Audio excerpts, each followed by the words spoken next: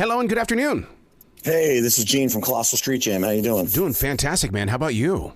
Doing all right. Man, I got to tell you what. I mean, this new collection of music, especially the song No Way to Live, you guys are onto something huge right now. Thanks, man. I appreciate that. Is it something that has taken progression to get there? In other words, it's something you've been working on for a very long time and it just happens to be really standing out right now?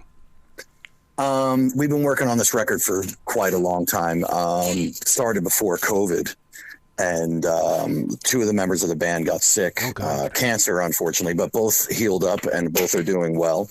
And including myself, I'm one of them. Wow. But yeah, we're doing great. And it just took us a long time to make the record. But everything that was going on in the world influenced everything, especially the song No Way to Live. Well, I was going to ask you about that. If music has kind of fully evolved since that lockdown, because it seems like a lot more musicians are in better control of their music industry and their merchandising and everything than they were the first time around. Yeah, I think you had to reinvent yourself. Yeah. You know, you had some outside sources that could help you. And since everybody was locked down and you had to come up with different ways of doing things, you know, and you know, being introspective and going, all right, guys, what are we going to do to get to that next step? You know, whether it be songwriting, working together in a better atmosphere and, you know, being able to work together. That was the hard thing, you know, is that no one wanted to be together, you know, because two guys are sick, COVID's going around, you know, it just took us some time, but we found ways to do things. You know, we would jump in the studio separately, you know, and fix up some tracks that we were working on, and No Way to Live being one of them. And I think that track kind of states the whole record. Like it gives you an idea of what the whole record's going to be about. And it's not a concept record by any means, but each song kind of takes on that, you know, me against the world or me against a situation kind of theme. Yeah. When you were building the song, I mean, so many bands, they'll go in there and they'll lay down the drum tracks first and then you build the song that way. With everybody being so separated, how did you put this one together? Because it is so evenly paced out. I mean, nobody's dominating anybody in this song. Well, we'd started writing it before the world shut down. You know, this song was written and we started recording it, and then we all went in separately. But how we always write is our guitar player, Sal, will come in with a riff and then we'll all build around it. And that's what happened there. You know, when we all came up with our own parts, we were able to rehearse and lay down the rhythm tracks before everything kind of went sideways. So we were able to build from that way, you know, from that start on in the studio separately. So where along the lines of writing music do you start thinking about, okay, where on the set list am I going to put this? And number two, what is the light show going to look like?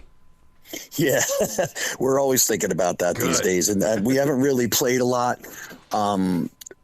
Over the last couple months, we were lucky enough to play with King's X and Winery Dogs and some really well-known bands in our local area, in the tri-state area of New York, New Jersey, Pennsylvania. But that song was the set starter when we were playing, you know, before the single came out. But I think that's going to be, that's going to be at the end of the set now, you know, with a couple other songs that people have caught on to throughout the years, because this is our third record. Yeah. So the third record will be coming out through Fret Bar in January. Wow. So now, what is it about that Jersey sound that really gives you guys the confidence to be original? Because it just seems like anybody who's from that area, all the way back to the Ramones up there in New York and stuff, it's always been your sound. Well, you know, I think we're a little bit different than what you normally get out of New Jersey. You know, it's very Bon Jovi, Springsteen. Yeah. There's a lot of horn bands. We're just influenced by the 70s. Yeah. And we come from a scene, the Asbury Park scene, which is, you know, a very thriving scene. There's so many different types of bands. Unfortunately, when you know, people from around the world, when they think about Asbury Park or New Jersey, they think about the same two acts for the most part. But there's a big 70s rock scene here, a good hard rock scene. And there's some bands out there that are just different. You know, they don't follow the same mold as most of the bands that came out in the early days from this area. I keep waiting for radio to really jump in there and start playing the good rock music that's being released, because it seems like they're hiding behind these storyteller songs. There's nothing wrong with them, but I need me some rock when I'm listening to that station. Yeah, I'd love to see that come back. And you know what? When you listen to classic rock stations, you get the same songs over and over again. Like I'm a huge Grand Funk Railroad fan. Mark Farner's my favorite singer. Mark Farner and Paul Rodgers from Bad Company and Free. And you know, when you listen to the radio, you hear the same three songs. Yep. You know, if you go back and listen to those back catalogs, you hear so many great things. And it would be great to have some stations just step up and be like, you know, we're going to take a chance on this new band, or we're going to take a chance on this new music and play it here and there. You know, we've been lucky enough now with the new single coming out a couple weeks ago that the people that are working our radio are really pushing hard, and we're starting to see some radio play, which is great. Yeah, because I have a feeling it's going to be coming from these indie radio stations, and I keep hoping that internet radio stations will pick up on this stuff too. But you got to find that internet radio station first. Right. And that's what they're doing for us right now. The Fret Bar Records and Jimmy Warren Entertainment. We just signed with them not too long ago, and it's been a good joining of forces, and things are going good. I mean, we're talking right now, right? And we got so many other places that are interviewing the band and starting to play the music. And, you know, we were just on a really big podcast the other day, That Jameson Show with Don Jameson, who was on VH1. So some things are starting to break and some radio play starting to happen. So we hope that continues. Man, I wish I would have been a fly on the wall when you guys were in the studio after getting the final mix of Green-Eyed Lady, because you own this version of the song. I mean, what you do with that song intro, I mean, it's like you're saluting the history of music while at the same time saying, I'm going this way to create even more history. Yeah, you know, that song, our guitar player came to us and said, you know what, we should cover this. And that original song is just about 7 minutes long. Ours is about 8 minutes long. And it really shows off the band, especially live. You know, being a band called Colossal Street Jam, you're expecting to, you know, to have some jam parts. Yep. And when you see these guys live play it, and, you know, taking myself out of the equation and looking back at this band, they impress me with everything that they do. And it's different every night, and it could be 7 minutes, it could be 11 minutes. You just don't know what you're going to get live. And we've gotten great responses to that song and to that cover of it from everybody. It's been really great. Isn't that because you guys really do embrace individuality? Everybody on that team is a part of that team. Correct. We're a family. Yeah. That's how we look at ourselves. We're the closest of friends. This lineup has been together for about 7-8 years now. The drummer and the keyboard player coming in, I'd say in 2016, going into 2017. And this unit has been perfect since then, in my eyes. You know, just the way that we work together, we write together, we tour together, we play together. It's fantastic. I love it. I love your guys' mantra, all roads lead to home. Now, for a creative person, where is home? Home is Asbury Park, New Jersey, right outside. I live about 4 miles from the heart of Asbury Park. The rest of the guys are in the surrounding areas, no more than 10 miles from it. So that's been our home base for a long time. That's where we've started. That's where we played a lot of our gigs early on. And like I said before, we're not your typical Asbury Park band, but we do fit into the scene. Yeah. Well, you know, we've always joked around about the drummer getting the best seat in the house. You know, that it's more than just a front row seat. Do you ever feel the same way about turning around and looking at the drummer, that you also have that same ticket? Oh, yeah. I love watching these guys play. Yeah. And I love our drummer. Happens to be his birthday today. Oh, happy birthday. Happy birthday, Dave Halpern. Yeah. Dave's been in the band for, like I said, about 7 years, maybe 8. Dave is the most professional person, I think, in our band. He's been a musician longer than most of us.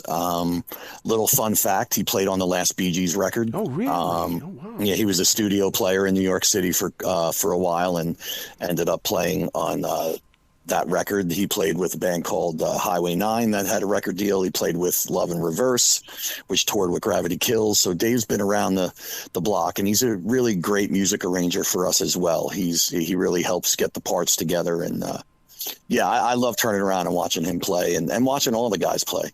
I got to tell you, I'm a voiceover actor, and listening to your voice, you speak unbelievably in tune. I mean, do you do voiceover work as well? Because, I mean, you are in tune when you share a story. Oh, thanks, bro. No, I'm not. I'm friends with one, but I don't. Our band name.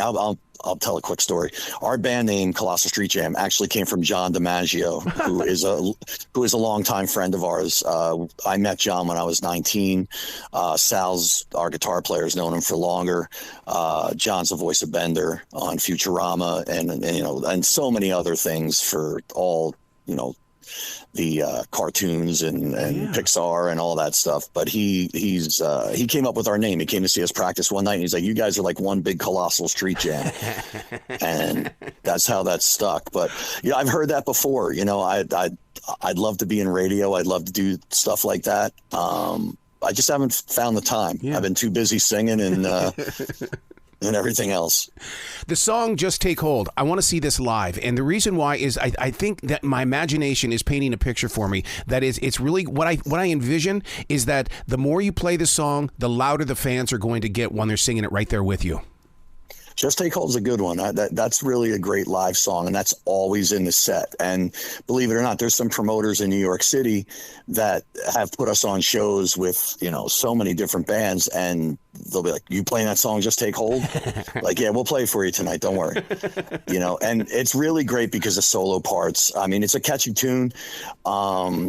The solo parts are amazing, though. The guitar and keyboard back and forth, especially live, is fantastic. See, that's what's missing from a lot of these songs. I mean, it's like they all went away with Prince. It's like, where's that lead guitar? I want to hear it. I mean, it's there, but radio isn't playing it. So you're talking my language now. Mark Farner's my idol from Grand Funk Railroad. My favorite musician of all time, and I have everything, so much live stuff stocked away, is Prince. I love Prince beyond belief. Mm-hmm. So I don't sound anything like Prince. I don't sound like I could be influenced by Prince, but he is my favorite of all time. Oh, yeah, because it was like, to me, that was just, like a third level hook of a song was just to hear that guitar in action. Yeah. Wow. Yeah. Do you ever... Joy and Repetition from One Night Alone. Have you ever heard that? No. Writing that down right now. It is about a 10, 11-minute song. Joy and Repetition is like a pop song, but he turned it into a live tune where he just solos almost the whole time. And really, if you want to hear the magnitude of his guitar playing, that is the song, especially live. And yet he's not in the history books as being one of the greatest guitarists of all time. I mean, that's always blows me away because I keep looking for the top 10. Where's Prince? Where's Prince? Yeah, well, musicians know. Yes, guitar players know. They sure do. Where can listeners go to find out more about the new music, the merchandise? I want to sell that merchandise. Well, it's colossalstreetjam.com. We're also on Facebook and Instagram and Twitter and all that, but Facebook is good for a lot of our information. But colossalstreetjam.com, fretbarrecords.com. We just signed an indie deal with Fretbar Records out of Chicago. We're very excited about that, and they're really doing a great job for us right off the bat. So we're excited. Merchandise at shows. We're going to hit the road in January with a band called In Theory. Oh, I know those guys. I know them very well. Unbelievable. Yep, we're hitting the road with them. We're on the same label. So we're going out in January. We're hitting New York City, Pennsylvania, Ohio. We'll come home, and then we're going to go back out in February, probably a little bit longer, and we're hoping to hit St. Louis, Chicago, some of those states up there, and then see where it goes. Try and jump on some national act shows, maybe a small tour, and just push this single, this new record, and just see where it goes. Absolutely. Dude, you got to come back to this show anytime in the future. As you guys continue to grow outward, man, I want to be a part of that by helping to share your story. Oh, man, I appreciate that. I'll come on anytime. I love talking about the band and talking about music. Will you be brilliant today, okay? Yeah, you too.